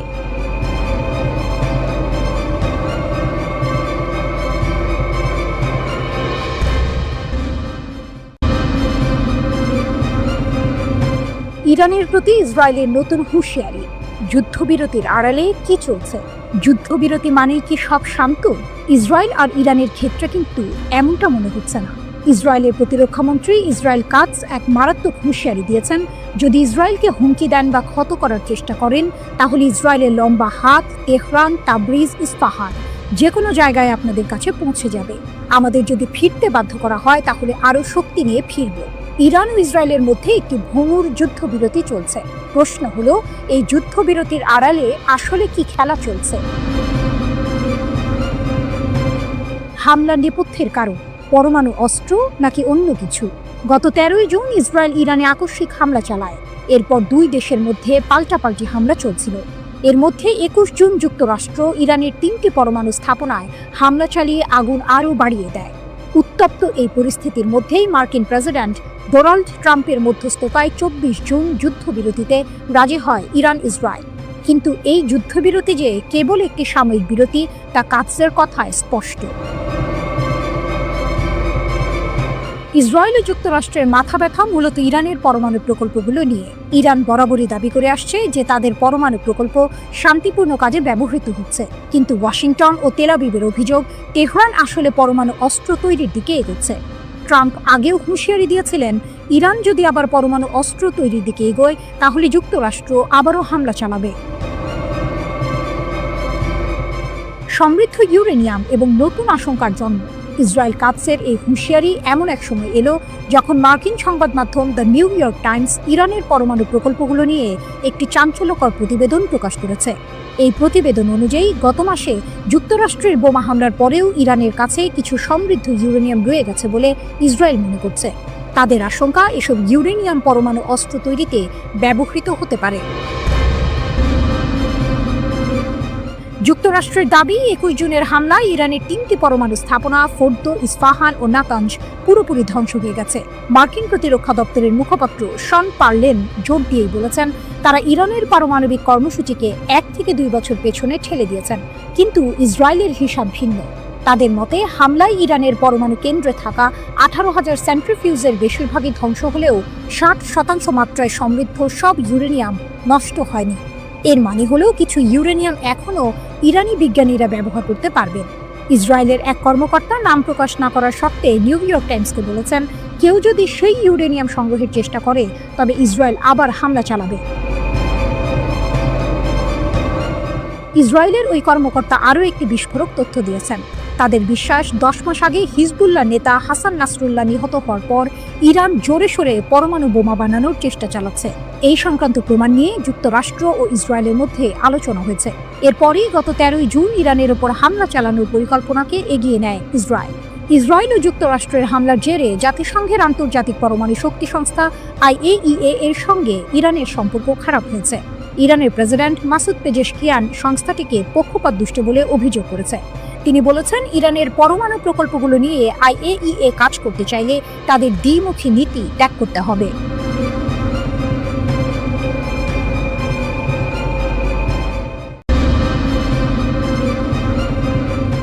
দুর্ভেদ্য ইসরায়েলের বর্মে ফাটল, অভ্যন্তরীণ অনুপ্রবেশে কি দায়ী?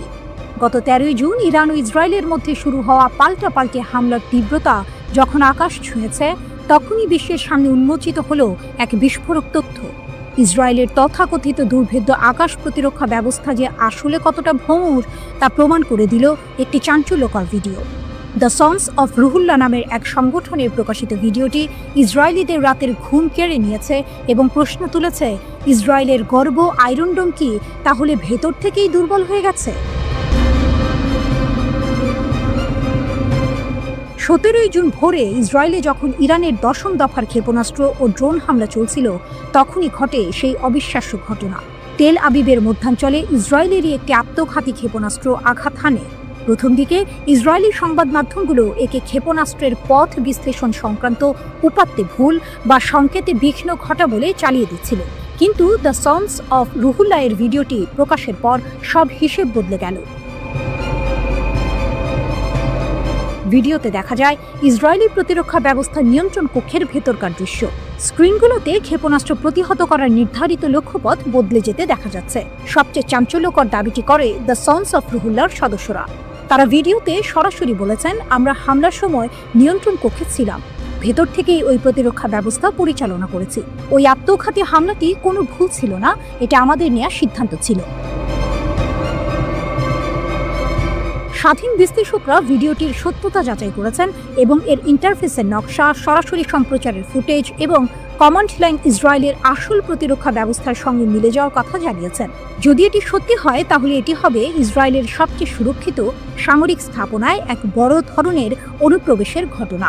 আর এই অনুপ্রবেশের নায়ক হিসেবে পর্দার আড়ালে থেকে কাজ করেছে ইরান সমর্থিত শক্তি। এই ঘটনা শুধু এককভাবে একটি ভুল ছিল না, বরং বিশ্লেষকরা এখন ইসরায়েলের আকাশ প্রতিরক্ষা ব্যবস্থার পূর্ববর্তী ব্যর্থতার ঘটনাগুলো নতুন করে খতিয়ে দেখছেন।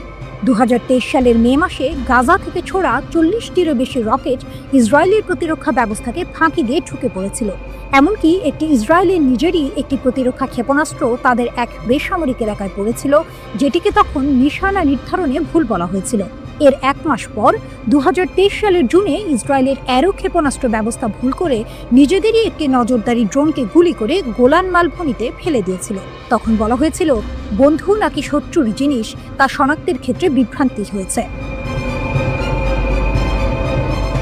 নিরাপত্তা বিশ্লেষকদের মতে এসব ঘটনা হয়তো ইসরায়েলের প্রতিরক্ষা ব্যবস্থার ভেতরে দীর্ঘদিনের অনুপ্রবেশ বা অন্তর্ঘাতের চিত্রকেই ফুটিয়ে তুলছে।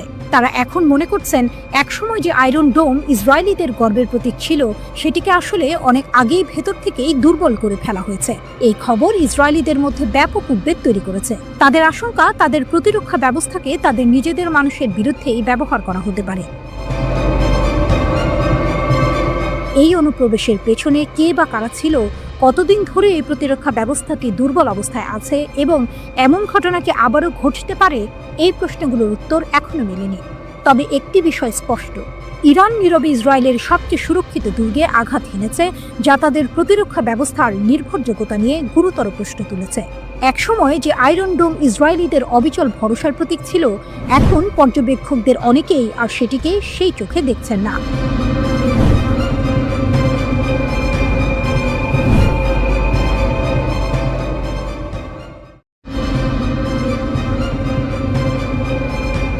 যুদ্ধবিরতির আড়ালে চীনের ক্ষেপণাস্ত্র পেল ইরান। রহস্যময় চুক্তি ও ক্ষমতার খেলা। ইসরায়েলের সঙ্গে 12 দিনের ভয়ঙ্কর সংঘাতের রেশ কাটতে না কাটতেই এক চাঞ্চল্যকর খবর সামনে এসেছে। যুদ্ধবিরতির ঠিক পরপরই চীনের কাছ থেকে অত্যাধুনিক ভূমি থেকে আকাশে উৎক্ষেপণযোগ্য ক্ষেপণাস্ত্র SAM হাতে পেয়েছে ইরান। এ যেন আগুনের পরশমণি। কিন্তু কেন এই মুহূর্তে? ইসরায়েলের হামলায় নিজেদের আকাশ প্রতিরক্ষা ব্যবস্থার দুর্বলতাগুলো তেহরান খুব ভালোভাবেই টের পেয়েছে, আর তাই এখন তারা নিজেদের অস্ত্র ভাণ্ডারকে আরও শক্তিশালী করার দিকে মনোযোগী। ঘটনাটা আরও রহস্যময় হয়ে ওঠে যখন একজন আরব গোয়েন্দা কর্মকর্তা মিডল ইস্ট আইকে জানান, গত 24 জুন ইরান ইসরায়েল যুদ্ধবিরতির পরেই এই চীনা ক্ষেপণাস্ত্র ব্যবস্থা তেহরানে পৌঁছেছে। নাম প্রকাশে অনিচ্ছুক আরেক আরব কর্মকর্তা আরও জানান, যুক্তরাষ্ট্রের আরব মিত্ররাও ইরানের এই সামরিক প্রস্তুতির বিষয়ে ওয়াকিবহাল ছিল। এমনকি হোয়াইট হাউসকেও নাকি ইরানের এই অগ্রগতি সম্পর্কে জানানো হয়েছে। তবে ঠিক কতগুলো ক্ষেপণাস্ত্র ইরান পেয়েছে তা নিয়ে মুখে কুলুপ এঁটেছেন সবাই। রহস্য আরও দানা বাঁধে যখন একজন কর্মকর্তা ফাঁস করেন ইরান নাকি তেলের বিনিময়ে এই ক্ষেপণাস্ত্রগুলো কিনেছে। এই লেনদেন যে শুধু সাধারণ ব্যবসা নয়, তার প্রমাণ পাওয়া যায় চীনের সঙ্গে ইরানের গভীর সম্পর্ক থেকে। মার্কিন জ্বালানি তথ্য সংস্থার মে মাসের প্রতিবেদন বলছে, ইরানের প্রায় 90% অপরিশোধিত তেল ও কনডেনসেট চীনে রপ্তানি হয়। এমনকি যুক্তরাষ্ট্রের কঠোর নিষেধাজ্ঞা সত্ত্বেও চীন গত কয়েক বছর ধরে রেকর্ড পরিমাণ ইরানি তেল আমদানি করে চলেছে। নিষেধাজ্ঞা এড়াতে চীন মালয়েশিয়ার মতো দেশগুলোকে ট্রান্সশিপমেন্ট কেন্দ্র হিসেবে ব্যবহার করছে। এ যেন এক চোর পুলিশ খেলা, যেখানে চীন ও ইরান মিলে যুক্তরাষ্ট্রের চোখ ফাঁকি দিচ্ছে। দ্বিতীয় আরব কর্মকর্তা বলেছেন, নিষেধাজ্ঞা এড়াতে নানা সৃষ্টিশীল উপায়ে ইরান বাণিজ্য করে থাকে। বোঝাই যাচ্ছে নিষেধাজ্ঞা তাদের আটকানোর বদলে আরও সৃজনশীল করে তুলেছে। এই ক্ষেপণাস্ত্রের চালান বেইজিং ও তেহরানের মধ্যে সম্পর্কের গভীরতাকে স্পষ্ট করে। এই সময়ে এমন এক চালানের আগমন আরও তাৎপর্যপূর্ণ যখন পশ্চিমারা মনে করছিল যে ইসরায়েলের নজিরবিহীন হামলার সময় চীন ও রাশিয়া ইরান থেকে কিছুটা দূরত্ব বজায় রেখেছে। তাহলে কি এই গোপন চুক্তি পশ্চিমের ধারণাকে ভুল প্রমাণ করছে?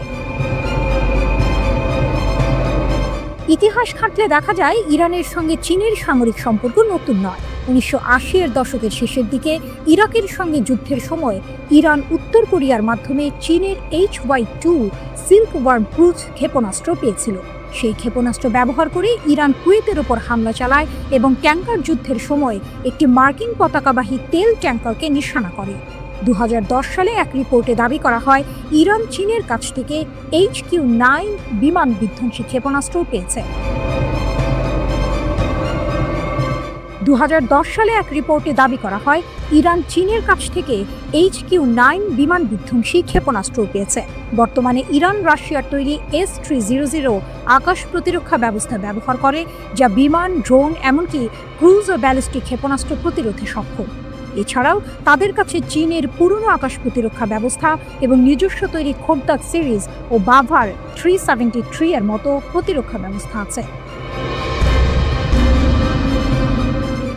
চীন ইতোমধ্যে পাকিস্তান ও মিশরের মতো দেশের কাছে তাদের HQ-9 ও HQ-16 আকাশ প্রতিরক্ষা ব্যবস্থা বিক্রি করেছে। তাহলে কি ইরান ও চীনের কাছ থেকে এই অত্যাধুনিক ব্যবস্থাগুলোই পেয়েছে? যদি তাই হয়, তবে মধ্যপ্রাচ্যের ক্ষমতার ভারসাম্যে এর বড় ধরনের প্রভাব পড়তে পারে।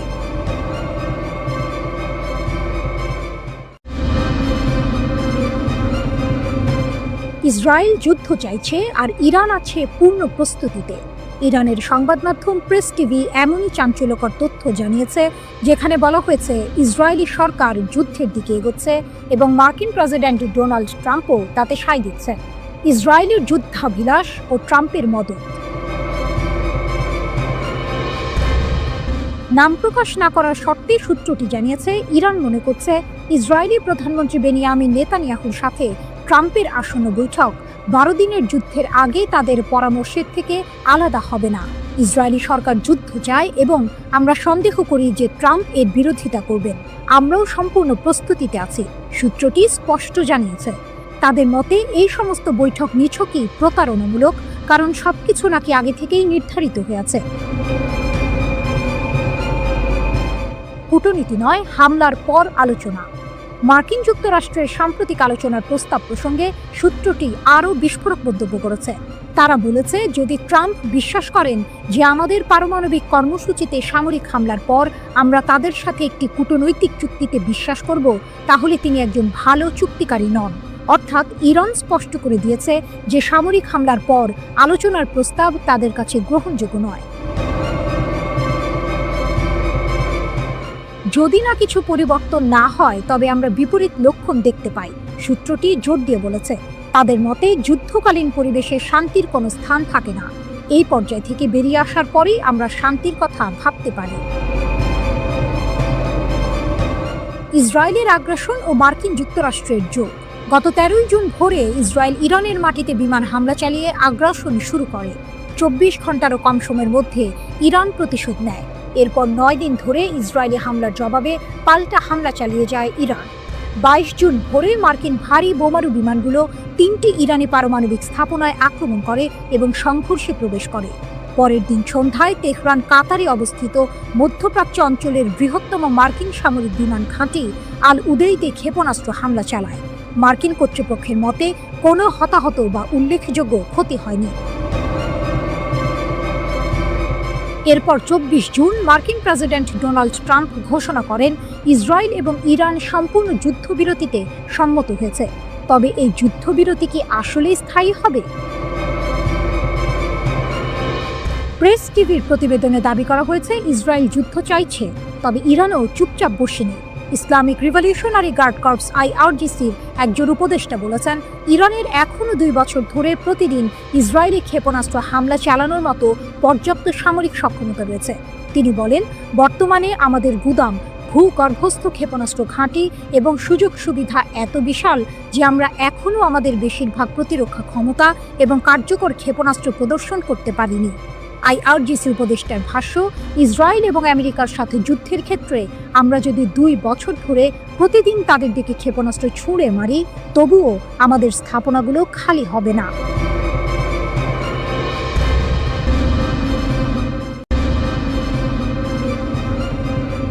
একদিকেই সর্বনাশ, ইরান যেভাবে ইসরায়েলিদের জালে ফাঁসালো, একটা বেনামি মেসেজ, একটা টেলিগ্রাম লিঙ্ক আর লোভনীয় অর্থের হাতছানি, এভাবেই ইরান ইসরায়েলের মাটিতে তাদের গুপ্তচর বৃত্তির জাল বিছিয়েছিল। আপাত দৃষ্টিতে নিরীহ ছোট ছোট কাজ দিয়ে শুরু, যা শেষ পর্যন্ত ইসরায়েলের জন্য বিশাল এক মাথা ব্যথার কারণ হয়ে দাঁড়িয়েছিল। কিন্তু আসল চমকটা লুকিয়ে ছিল অন্য কোথাও। 2024 সালের এপ্রিলে ইসরায়েলি ইরানের প্রথম ক্ষেপণাস্ত্র হামলার পর 30 জনেরও বেশি ইসরায়েলিকে ইরানি গোয়েন্দা সংস্থার সাথে কাজ করার অভিযোগে অভিযুক্ত করা হয়। এদের বেশিরভাগেরই গল্পটা প্রায় একই রকম। অজানা নম্বর থেকে আসা একটা মেসেজ, যেখানে সামান্য তথ্যের জন্য বা ছোটখাটো কাজের জন্য মোটা অঙ্কের টাকার প্রস্তাব। প্রথম দিকে কাজগুলো ছিল সহজ, যেমন কোনো পার্কের নির্দিষ্ট স্থানে কালো ব্যাগ পুঁতে রাখা হয়েছে কিনা তা পরীক্ষা করা। এর জন্য মিলত প্রায় $1000 মার্কিন। এরপর যখন লোভের পাল্লা ভারী হতে শুরু করলো, তখন এলো আরও বিপজ্জনক কাজের প্রস্তাব। আদালতের নথি থেকে জানা যায়, গত 1 বছর ধরে ইরানের এই গুপ্তচর বৃত্তির চেষ্টা খুব একটা ফলপ্রসূ হয়নি। তারা ইসরায়েলের উচ্চপদস্থ কর্মকর্তাদের হত্যা করার যে আকাঙ্ক্ষা করেছিল তা পূরণ করতে পারেনি। তবে তাদের কৌশল ছিল মারাত্মক কার্যকর। এত বেশি ইসরায়েলি সাধারণ অভিযান চালাতে রাজি ছিল যে কৌশলগতভাবে গুরুত্বপূর্ণ স্থানগুলির তথ্য সংগ্রহের জন্য গুপ্তচর বৃত্তি অভিযান সফল হতে পারত, যা পরবর্তীতে ইরানি ব্যালিস্টিক ক্ষেপণাস্ত্রের লক্ষ্যবস্তুতে পরিণত হতো। যোগাযোগের পদ্ধতি ছিল বেশ সহজবোধ্য। একটি টেক্সট মেসেজ, যার প্রেরক নিজেকে সংবাদ সংস্থা হিসেবে পরিচয় দিত। মেসেজে প্রায়শই যুদ্ধ সম্পর্কিত তথ্য চাওয়া হতো এবং বলা হতো, আমরা তা কিনতে প্রস্তুত। অন্য একটি মেসেজে আরও সরাসরি বলা হয়েছিল, একটি স্বাধীন জেরুজালেম মুসলমানদের একত্রিত করে, যুদ্ধ সম্পর্কে আমাদের তথ্য পাঠান। এরপরই আসতো টেলিগ্রাম অ্যাপের একটি লিঙ্ক, যেখানে নতুন করে কথোপকথন শুরু হতো। মজার বিষয় হলো, এই কথোপকথনে ইসরায়েলি নাম ব্যবহার করা হতো এবং সহজ কাজের বিনিময়ে অর্থের প্রস্তাব দেওয়া হতো। যদি কেউ আগ্রহ দেখাতো, তাহলে তাদের পেপ্যাল বা ক্রিপ্টোকারেন্সির মাধ্যমে টাকা নেওয়ার জন্য একটি অ্যাপ সেট আপ করার পরামর্শ দেওয়া হতো। 29 সেপ্টেম্বর গ্রেপ্তার হওয়া এক সন্দেহভাজনের ঘটনা ছিল চমকপ্রদ। তাকে একটি পার্কে গিয়ে একটি কালো ব্যাগ পুঁতে রাখা হয়েছে কিনা তা পরীক্ষা করতে বলা হয়েছিল। ব্যাগটি ছিল না, কিন্তু নিয়োগকারী একটি ভিডিও পাঠিয়ে তা প্রমাণ করেছিল এবং তাকে $1000 মার্কিন দেওয়া হয়েছিল। এরপর তাকে লিফলেট বিতরণ, পোস্টার লাগানো বা গ্রাফিতি স্প্রে করার মতো কাজ দেওয়া হয়েছিল, যার বেশিরভাগই ছিল ইসরায়েলি প্রধানমন্ত্রী বেনিয়ামিন নেতানিয়াহুর বিরুদ্ধে অবমাননাকর স্লোগান। এরপর এলো আরও সংবেদনশীল কাজ, ছবি তোলা। আজারবাইজান বংশোদ্ভূত এক ইসরায়েলিকে দেশের বিভিন্ন স্পর্শকাতর স্থাপনার ছবি তোলার জন্য ভাড়া করা হয়েছিল। এমনকি এই কাজকে সে পারিবারিক ব্যবসায় পরিণত করেছিল। সে তার আত্মীয়দের হাইফা বন্দরের সুবিধাগুলোর ছবি তুলতে সাহায্য করেছিল, যা পরে ইরানি ক্ষেপণাস্ত্রের আঘাতে ক্ষতিগ্রস্ত হয়। ৭২ বছর বয়সী মরতে চাই মতি মামান এর ঘটনাটি ছিল আরও নাটকীয়। তার অর্থের প্রয়োজন ছিল এবং তুরস্কের দুই ব্যবসায়ী ভাইয়ের মাধ্যমে তার পরিচয় হয় এডি নামের এক ইরানি ব্যবসায়ীর সাথে। এডি শুকনো ফল এবং মশলা আমদানি করত। মামানকে সাইপ্রাস হয়ে সামান্দাগে উড়ে যেতে বলা হয়। এরপর তাকে তুরস্কের ইউকসেকোভা শহরে নিয়ে যাওয়া হয়, যেখানে সে একটি হোটেলে ছিল। এডি মামানকে জানায় যে ইসরায়েলিদের ইরানে পাচার করার একটি উপায় আছে। মামান রাজি হয় এবং একটি ট্রাকে লুকিয়ে ইরানে প্রবেশ করে। সেখানে এডি এবং একজন দ্বিতীয় ইরানি কর্মকর্তা মামানের সাথে একটি বিলাসবহুল হোটেলে দেখা করে এবং 3টি কাজের জন্য তাকে হাজার হাজার ডলারের প্রস্তাব দেয়। ইসরায়েলের নির্দিষ্ট স্থানে টাকা বা বন্দুক রেখে আসা, জনাকীর্ণ স্থানের ছবি তোলা এবং অন্যান্য এজেন্টদের হুমকি দেয়া, যারা শত্রুতাপূর্ণ মিশন পরিচালনার জন্য ইরান থেকে তহবিল পেয়েছিল কিন্তু আসলে তাদের মিশন সম্পাদন করেনি।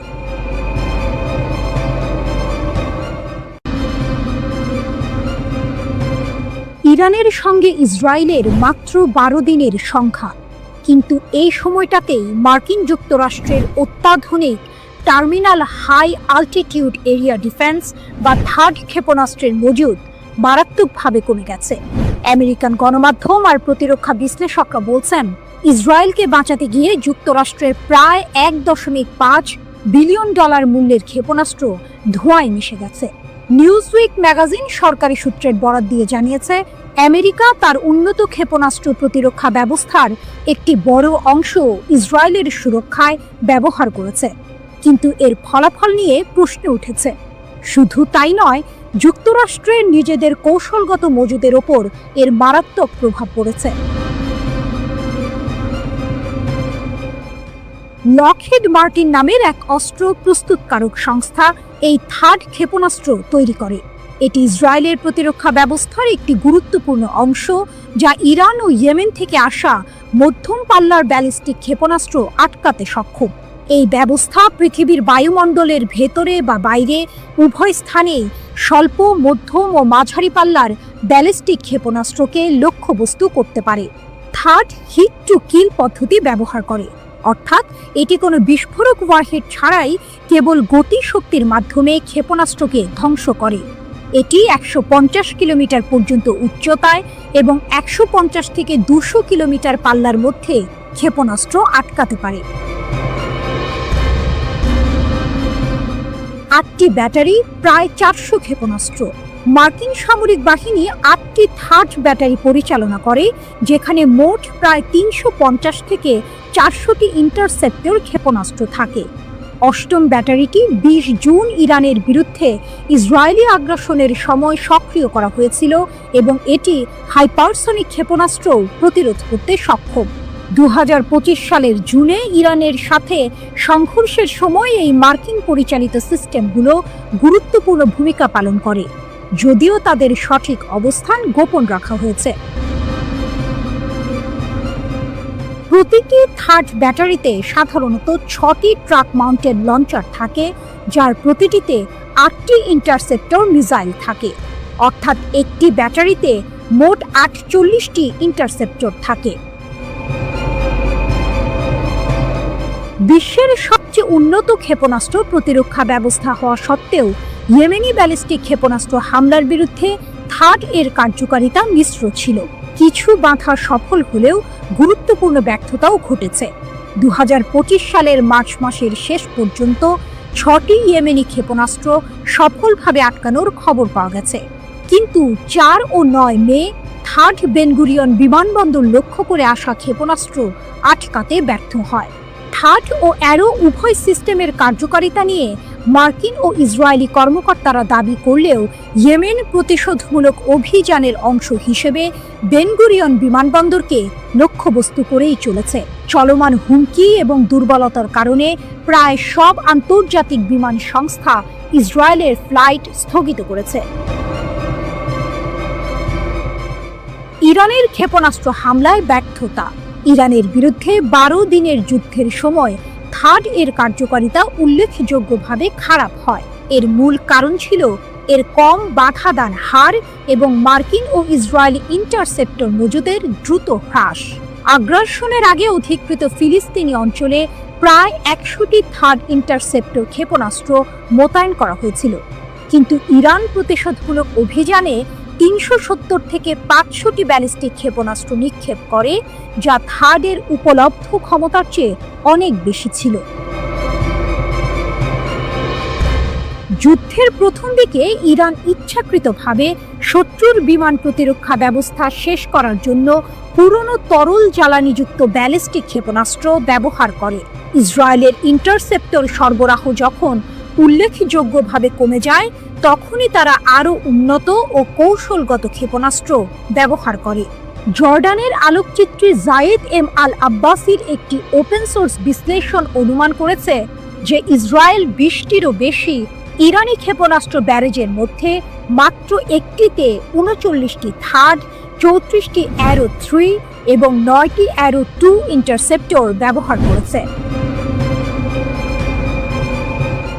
ইন্টারসেপ্টর ব্যবহারের এত উচ্চ হারের কারণে বিশ্লেষকরা মনে করেন যে সংঘাতের প্রথম 4 থেকে 5 দিনের মধ্যে থার্ড ব্যাটারিগুলো সম্ভবত তাদের ক্ষেপণাস্ত্র সরবরাহ শেষ করে দিয়েছে। ইসরায়েলি সংবাদ মাধ্যম হারেজ ইসরায়েলি সামরিক সূত্রের বরাত দিয়ে জানিয়েছে যে প্রায় 200টি আমেরিকান এবং ইসরায়েলি ইন্টারসেপ্টর ক্ষেপণাস্ত্র উৎক্ষেপণ করা হয়েছে, যার আনুমানিক ব্যয় 5 বিলিয়ন শেকেল, প্রায় $1.5 বিলিয়ন।